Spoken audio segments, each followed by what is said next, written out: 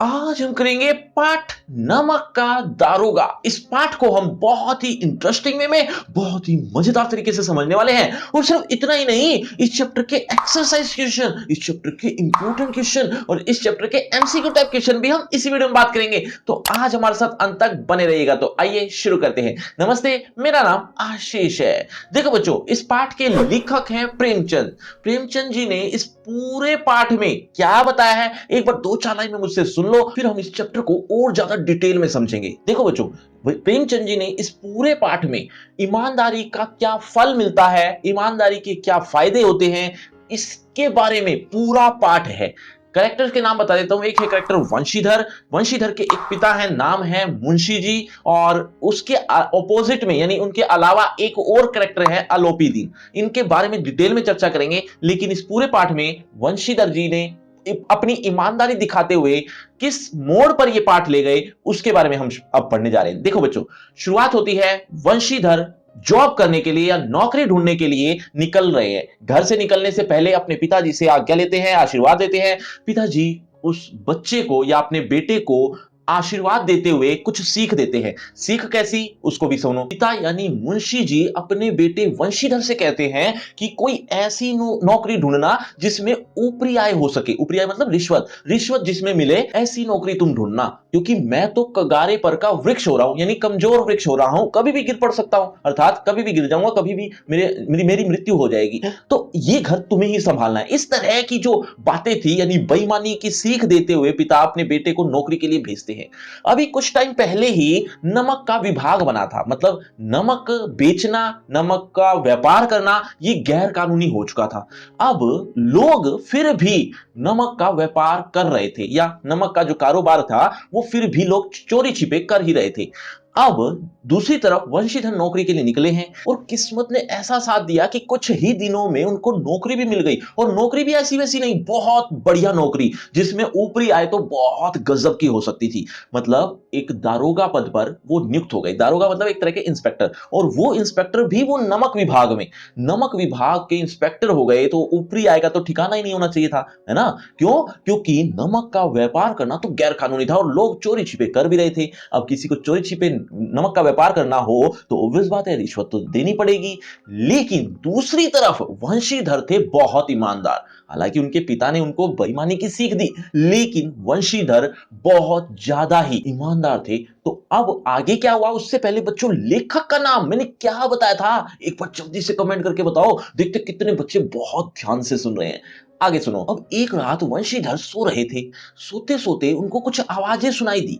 जब उनको आवाजें जब सुनाई दी तो उन्होंने जाकर देखा, थोड़ी दूर जाकर देखा, तो वहां पर बैलगाड़ियां एक जगह से दूसरी जगह जा रही थी। अब वंशीधर को थोड़ा शक हुआ। गाड़ियां रुकवाई गई। पूछा गया गाड़ी वालों से कि ये किसकी गाड़ियां हैं। कई बार पूछने पर पता चला कि ये अलोपी दिन की गाड़ियां हैं।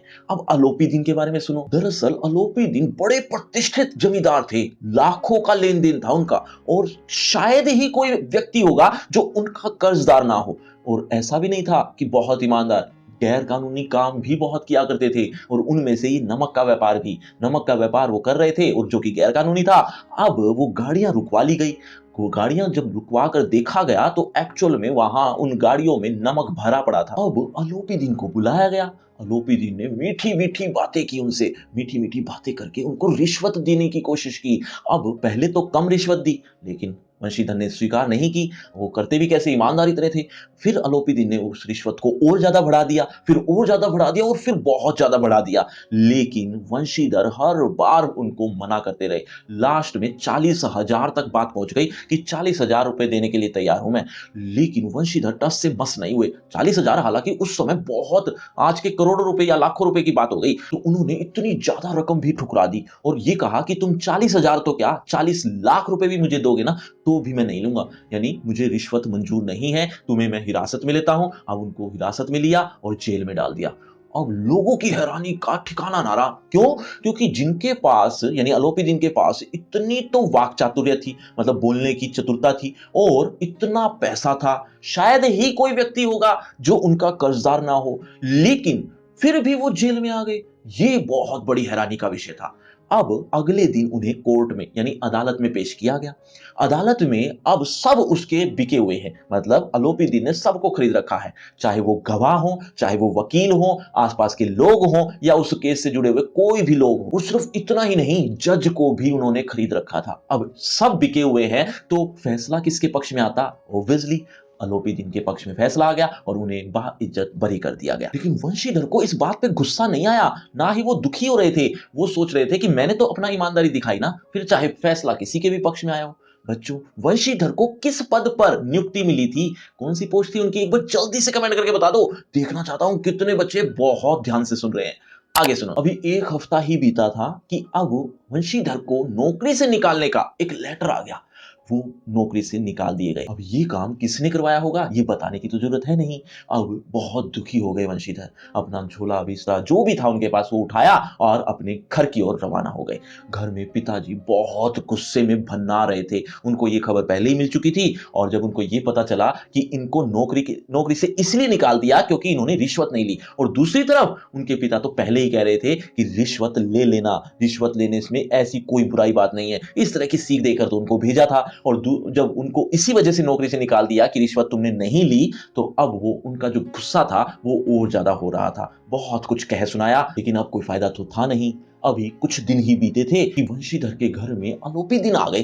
अलोपीदीन को आते देखा तो उनके जो पिता थे यानी मुंशी जी वो दौड़े उनकी अगवानी के लिए और उनका सत्कार किया। और जब वो अंदर आए तो उनसे क्षमा भी मांगी। क्यों? क्योंकि ये कहते हुए कि मेरे पुत्र से बहुत बड़ी गलती हो गई है, मेरा पुत्र नासमझ है, अज्ञानी है, उसे इन बड़ी बड़ी बातों को या छोटी छोटी बातों का पता ही नहीं है। तो ऐसा कहते हुए वो बहुत कुछ अपने बेटे की निंदा कर रहे थे। लेकिन अलोपीदीन ने रोका कि नहीं नहीं, ऐसा मत कहिए मुंशी जी, अरे आपका पुत्र तो बहुत बड़ा हीरा है, ऐसी ईमानदारी तो मैंने आज तक किसी के अंदर नहीं देखी। मैंने हर चीज को खरीद रखा है, कोई ऐसा व्यक्ति नहीं है जो मेरा कर्जदार ना हो, जो जिसको मैं नहीं खरीद पाया हूं। ऐसा मेरे को कोई भी नहीं मिला, सबको मैंने अपना गुलाम बनाया है। लेकिन आपका पुत्र ही ऐसा है जिसको मैं खरीद नहीं पाया। आपका पुत्र तो लाखों में एक है, ऐसी ईमानदारी तो कहीं भी देखने को नहीं मिलती। इस तरह की बढ़ाई करते हुए अलोपीदीन ने पिता को समझाया। बच्चों, कोई भी बात समझ में नहीं आ रही तो कमेंट करके पूछ भी सकते हो। अब अलोपीदीन वंशीधर से कहते हैं कि मैं आज आपके से एक विनती करने आया हूं, और उस दिन तो तुमने मेरी विनती स्वीकार नहीं की थी, मतलब जब मैंने रिश्वत देनी चाहिए थी तो तुमने मना कर दिया था, लेकिन आज मैं एक विनती लेकर आया हूं और आज आपको वो स्वीकार करनी पड़ेगी। अब उनकी विनती क्या थी? दरअसल वो अपनी संपत्ति की यानी अलोपीदीन अपनी संपत्ति का स्थायी मैनेजर वंशीधर को नियुक्त करना चाहते थे, उसी के लिए ही यहां पर आए थे। तो ये बात जब उन्होंने सुनी तो पहले तो वंशीधर ने मना किया कि नहीं, मैं इस पद के लिए योग्य नहीं हूं, या ऐसी वैसी बातें कहकर उनको मना किया।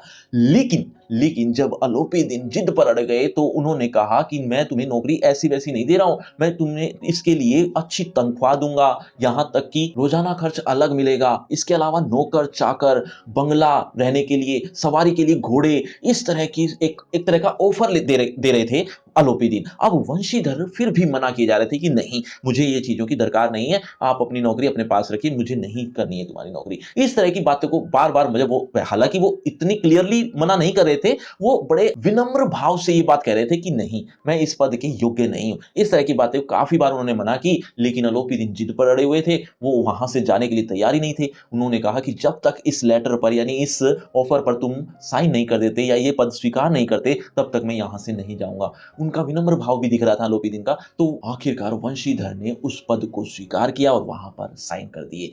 अब बच्चों, इससे ये सीख मिलती है कि ईमानदारी की हमेशा कद्र होती है। कुछ टाइम के लिए थोड़ा दुख हो सकता है, लेकिन बाद में कद्र बहुत होती है ईमानदारी की, उसका फल अवश्य मिलता है। बच्चों, कहानी पसंद आई तो वीडियो को शेयर और सब्सक्राइब करना तो बनता है। अब आपको लग रहा हो ये चैप्टर खत्म हो गया है, जी नहीं, अभी तो आपको इसी चैप्टर की लाइन बाय लाइन एक्सप्लेनेशन भी तो पढ़नी होगी।